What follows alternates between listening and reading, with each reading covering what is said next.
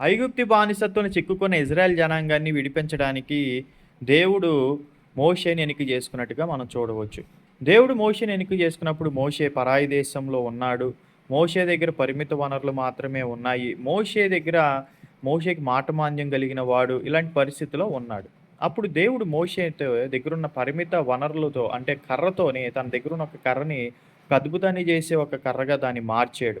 అలాగే తన చేతిని కుష్టి రావడం స్వస్థపరిచేయడం, అలాగే నీళ్ళని రక్తంలాగా మార్చేలాగా చేయటం. ఇలాంటి అద్భుతాలు దేవుడు మోషే ద్వారా చేసి, అలాగే మోషేకి ఒక అహరోనుని జతపరిచినట్టుగా మనం చూడవచ్చు. తన కార్యాన్ని జరిగించడానికి. అలాగే నేటి దినాలలో దేవుడు మనల్ని వాడుకోదలిస్తే, మన దగ్గరున్న పరిమిత వనరులతోనే దేవుడు తన కార్యాన్ని జరిగించగలిగిన సమర్థుడు. అలాగే కావలసిన వారిని దేవుడు మనకు జతపరిచి, దేవుడు మనకిచ్చిన దర్శనాన్ని, ఆయన క్రియలు మన పట్ల చేయడానికి ఆయన సమర్థత కలిగి ఉన్నాడని గమనించవలసిందిగా ప్రభు పేరట కోరుకుంటున్నాను. ఆమేన్.